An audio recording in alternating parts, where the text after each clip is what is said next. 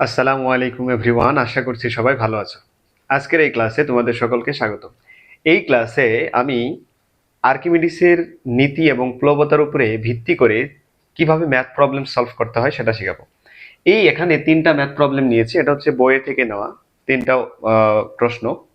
তো এই তিনটা প্রশ্ন আমরা ধারাবাহিকভাবে সলভ করব। চলো শুরু করি। তো প্রথম প্রশ্নটা যদি আমি ধরি যে এক টুকরো কাঠ পানিতে ভাসিয়ে দিলে তার কত শতাংশ ডুবে থাকবে।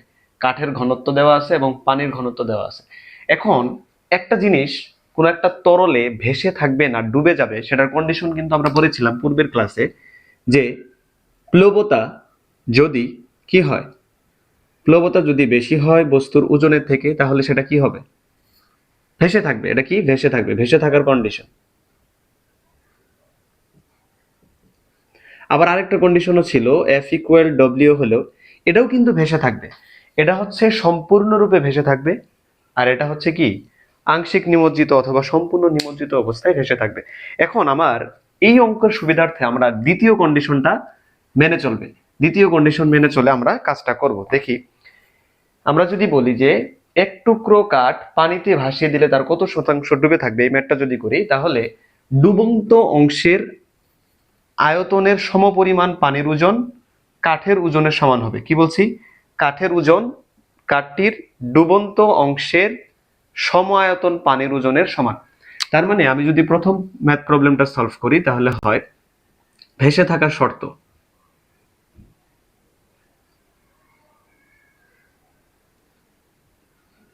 ভেসে থাকার শর্তটা কি?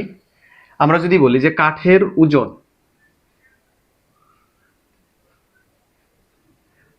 কাঠের ওজন সমান সমান কাঠটির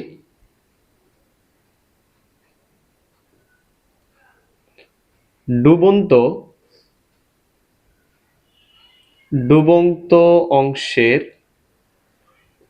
সম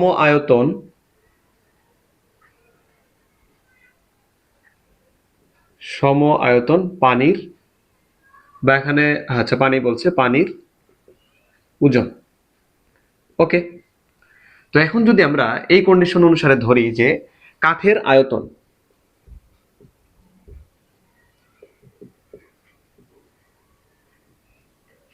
কাঠের আয়তনকে আমরা ধরলাম ভি, এবং ডুবন্ত অংশের আয়তন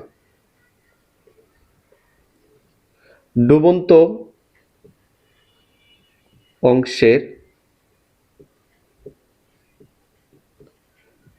অংশের আয়তন ধরলাম V1। এখন আমরা কাঠের ওজন যদি বের করি, কাঠের ওজন কি? এম জি ইকুয়াল কাঠটির ডুবন্ত অংশের সম আয়তন, এটার ভরকে আমি ধরলাম এম প্রাইম ধরলাম, অথবা M1 ধরি, যেহেতু V1 ধরছি তাহলে M1 জি। এখন উভয় পাশ থেকে যদি জি কেটে দেয় তাহলে কি থাকে? কাঠের ভর ইকুয়াল ডুবন্ত অংশের সম আয়তন পানির ভর। কি বলছি? কাঠের ভর ইকুয়াল ডুবন্ত অংশের সম আয়তন পানির ভর বা তরলের ভর। তার মানে আমরা এই কন্ডিশন থেকে সরাসরি এটাও লিখতে পারি। এটা লিখলে আমরা যদি কি জানি যে ভি রো ইকুয়াল কি এম ডিভাইডেড বাই ভি, ঘনত্ব। তো এখান থেকে যদি আমি ভর বের করি এম ইকুয়াল রো ভি।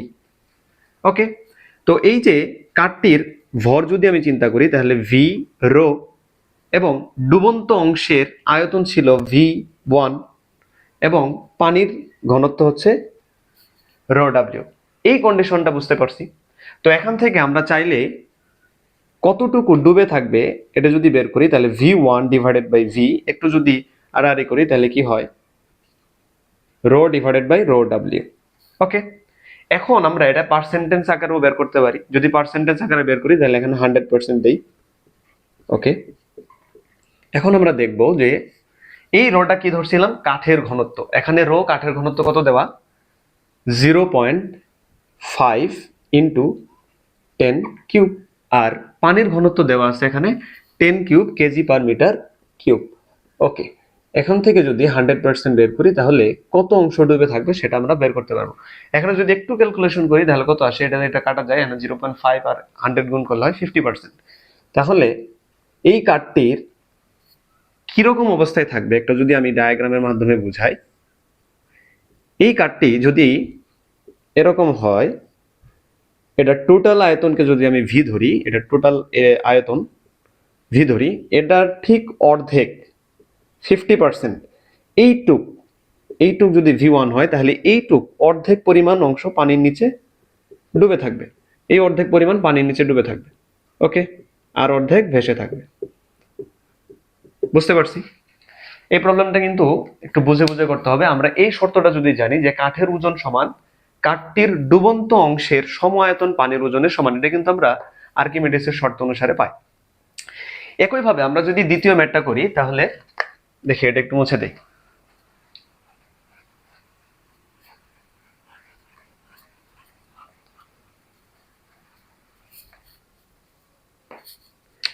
এবার আমরা 2 নম্বর প্রবলেমটা দেখি। 2 নম্বর প্রবলেমটা বলছে কি, 10 কেজি ভরের একটা কাঠ নদীর পানিতে ভেসে ভেসে সমুদ্রে গেল। নদীর পানিতে সেটি অর্ধেক ডুবেছিল, সমুদ্রে কতটুকু ডুববে? এখানে একটা ঘনত্ব দেওয়া আছে, সেটা হচ্ছে নদীর না সাগরের পানির ঘনত্ব দেওয়া আছে। নদীর পানির ঘনত্ব আমরা নর্মালি 10⁻³ ধরি, 10³ meter KG per meter cube ধরি আর কি, 1000। তো এখন যদি আমরা বলি যে এই 10 কেজি ভরের একটা কাঠ নদীর পানিতে ভেসে ভেসে সমুদ্রে গেল, নদীতে কি করলো? অর্ধেক ডুবেছিল। এখন আমি যদি বলি ওই শর্ত অনুসারে আমরা কি পাইছিলাম, M=M1, অর্থাৎ কাঠটির ভর আর ডুবন্ত অংশের সম আয়তন পানির ভরের সমান, এই কন্ডিশন অনুসারে।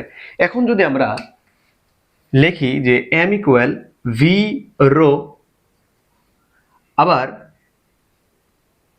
এটার আয়তন কতটুকু ছিল? অর্ধেক আয়তন পরিমাণ ডুবে গেছে না? নদীর পানিতে সেটা অর্ধেক ডুবেছিল, তার মানে অর্ধেক আয়তন পরিমাণ ডুবে গেছে, তার মানে হাফ V⁴W। ওকে, বুঝতে পারছি? ওই যে সেম কন্ডিশন, যদি এটা একটা কন্টেনার হয়, বা আমি যদি এটা আপাতত ধরি যে এটা একটা বস্তু, এই বস্তুর আয়তন হচ্ছে কি, টোটাল আয়তন হচ্ছে V, এটার অর্ধেক পরিমাণ পানিতে ডুবে আছে। এই পানিটা কি? নদীর পানি। তো এই নদীর পানি তো অর্ধেক পরিমাণ ডুবে আছে, এই অর্ধেক, তো অর্ধেকটার আয়তন কি? V/2, অর্থাৎ হাফ ইন্টু ভি। এখন যদি ভি কেটে দেই তাহলে কি থাকে? এখান থেকে আমরা বস্তুর ঘনত্বটা কিন্তু পারবো। এই যে কাঠের ঘনত্ব, এই রোটা ধরে নিছি কি কাঠের ঘনত্ব,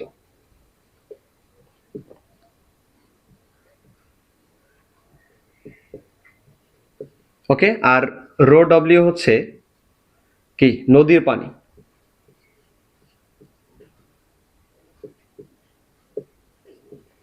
নদীর পানির ঘনত্ব, আর এটা হচ্ছে তোমার সাগরের পানির ঘনত্ব। ওকে, এখন এখান থেকে যদি আমি কাঠের ঘনত্বটা বের করি তাহলে হবে হাফ ইন্টু পানির ঘনত্ব হচ্ছে 10³ অর্থাৎ এটা আসতেছে 0.5 into 10³ kg per meter cube. Okay, এই কাঠের ঘনত্ব দিয়ে আমরা এখন পরবর্তী সমুদ্রে আসলে কতটুকু ডুবে থাকবে। এখন যদি আমরা ধরি কাঠটির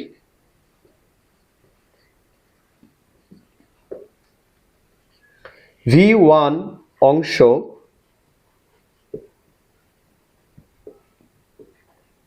সমুদ্রের পানিতে ডুবে থাকবে। ওকে, তাহলে এটা যদি ধরি তাহলে কি, কাঠের ওজন V⁴G ইকুয়াল ডুবন্ত অংশের সম আয়তন পানির ওজন VSG। এই পানিটা কি এখন সাগরের পানি। এখন এখান থেকে উভয় পাশ থেকে কি কাটা যায়? এই জিটা কিন্তু কেটে দেওয়া যায়। ওকে, তো জি কেটে দিলে আসে V⁴ ইকুয়াল V⁴S। এখান থেকে একইভাবে আমরা যদি চিন্তা করি তাহলে V1/V ইকুয়াল কি হবে? ρ/ρS। এই রোটা হচ্ছে কাঠের ঘনত্ব, আর এই রসটা হচ্ছে সাগরের পানির ঘনত্ব। এখন এটা আমরা পার্সেন্টেজে যদি বের করি তাহলে 100% দেই। তো এখান থেকে কাঠের ঘনত্ব পাইছিলাম কত? 0.5 ইন্টু 10³ আর এই যে সাগরের পানির ঘনত্ব দেওয়া আছে 1.03 ইন্টু 10³ ইন্টু 100%, সরি 100 দিয়ে গুণ করছে। আচ্ছা, ওকে, এটা পার্সেন্টেজ কত আসে? এখান থেকে যদি একটু করি তাহলে কত আসে 0.5 ইন্টু 1.03 ওকে ইন্টু 100 এটা আসতেছে 48.54%। ওকে, তার মানে এতটুকু অংশ নিয়ারলি 50% কি করবে, ডুবে থাকবে। কোথায়? সাগরের পানিতে। নদীর পানিতে কতটুকু ছিল? অর্ধেক। নদীর পানিতে অর্ধেক ডুবে ছিল, কিন্তু সাগরের পানিতে এসে অর্ধেকের থেকে একটু কম ডুবে থাকবে, আর বাকিটুকু ভেসে থাকবে। কেন ভেসে থাকলো? কারণ এখানে ঘনত্বের তারতম্য আছে। সাগরের পানির ঘনত্ব বেশি, নদীর পানির ঘনত্ব কম। যদি ঘনত্ব কম হয় তাহলে আরো ডুববে, আর যদি ঘনত্ব বেশি হয় অবশ্যই ভেসে থাকবে। তো এই সেন্স থেকে আমরা যদি পরের ম্যাথটা করি, যে আর্কিমিডিসের সোনার মুকুটের ভর বাতাসে 10 কেজি এবং পানিতে ডুবিয়ে ভর করলে আপাত ভর বা আপাত ভাব আমরা যদি চিন্তা করি, প্রশ্নটা কত 9.4 কেজি হয়েছে, মুকুটের ঘনত্ব কত? তো এই প্রবলেমটা করব, এটা একটু মুছে দেই।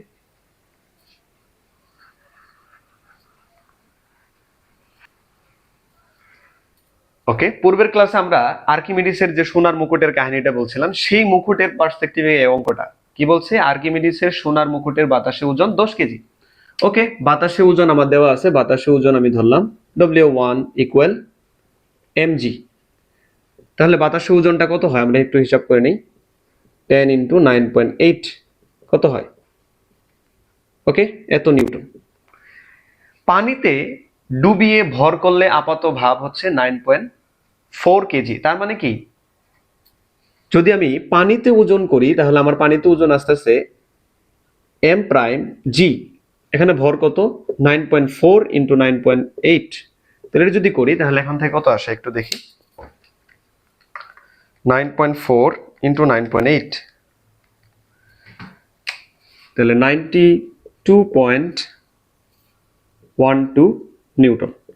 এখন একটু খেয়াল করি, আমরা বলছিলাম কি, কোনো একটা বস্তুকে যদি তরলে ডুবানো হয় তাহলে তার কিছু ওজন হারায়। এই যে একটু দেখি, 98 নিউটন ছিল, এখন হয়ে গেছে কত, 92.12 নিউটন। কিছু ওজন হারাইছে না? তাহলে এই হারানো ওজনটা কার সমান? হারানো ওজনটাই তো প্লবতার সমান। তাহলে আমরা যদি লিখি যে প্লবতা সমান হারানো ওজন। হারানো ওজন কত এখানে?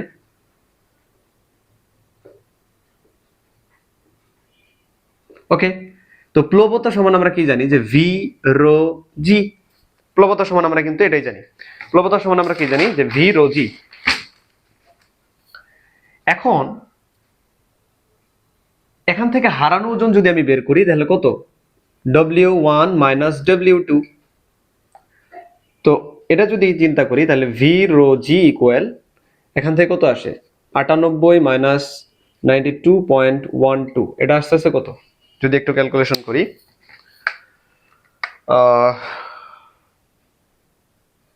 ওকে 98 মাইনাস 92.12, এটা আসতেছে 92, ওকে এটা আসতেছে 5 পয়েন্ট কত 5.88 নিউটন। এটা যদি আমরা চিন্তা করি তাহলে কি, এখান থেকে আমরা ইয়ের আয়তনটা বের করে ফেলবো।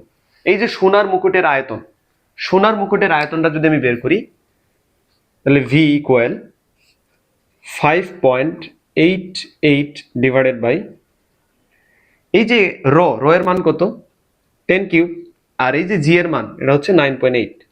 তো এখান থেকে যদি একটু ক্যালকুলেশন করি তাহলে আমার আয়তনটা কত আসে, আয়তনটা আসতেছে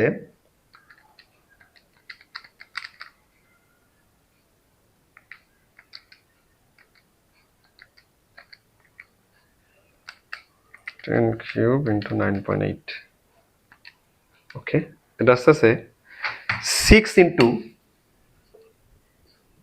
10 ইনভার্স 4 মিটার কিউব। এটা কিসের আয়তন পাইলাম? এই যে আর্কিমিডিসের সোনার মুকুটের আয়তন পাইলাম। সেই আয়তন ব্যবহার করে এখন আমরা কি করব, এই মুকুটের আসলে ঘনত্ব কত ছিল সেটা বের করতে পারবো। এখন আমরা জানি কি, rho equal M divided by V. ভর কত ছিল? মুকুটের ভরটা কত ছিল? 10 কেজি। আমরা আয়তন কত পাইলাম? 6 × 10⁻⁴। তো এখান থেকে মুকুটের ঘনত্বটা কত বের হয়? 10/6 × 10⁻⁴, এটা আসতেছে 1666.67, ওকে, এত কেজি পার মিটার কিউব। এটা হচ্ছে এই যে মুকুট, এই মুকুটের সোনার ঘনত্ব বের করলাম। এখন এই মুকুটে আসলে সোনা এক্সাক্ট সোনাই ছিল নাকি রূপা ছিল সেটা বুঝবো কিভাবে? এখন এজন্য আমাদের সোনার, খাঁটি সোনার ঘনত্ব সম্পর্কে জানতে হবে। যদি খাঁটি সোনার ঘনত্ব বলি তাহলে 19300 কেজি পার মিটার কিউব। এটা হচ্ছে খাঁটি সোনার ঘনত্ব। তাহলে এই ঘনত্ব থেকে এটা ঘনত্ব বেশি, তাহলে এটা ঘনত্ব যদি কম হয় অবশ্যই এই সোনার মধ্যে কিছু ভেজাল আছে। তাহলে আমরা বলতে পারি যে আর্কিমিডিস যে সোনার মুকুটের ওজনটা বের করেছিল সেটার ঘনত্ব যদি আমি বের করে দেখি তাহলে এক্সাক্ট পিওর সোনার ঘনত্বের থেকে কম হয়। এজন্য আমরা বলতে পারবো যে এই মুকুটটি সত্যিকার অর্থে সোনা ব্যতীত অন্য কোনো কি ছিল, অন্য কোনো ধাতু ছিল সোনার সাথে মিশিয়ে বানানো হয়েছে মুকুট। তো আজকের আলোচনা এই পর্যন্তই। পরবর্তী ক্লাসে আমি এর পরবর্তী অংশ নিয়ে আলোচনা করব। ততক্ষণ পর্যন্ত সবাই ভালো থাকো, সুস্থ থাকো। আল্লাহ হাফেজ।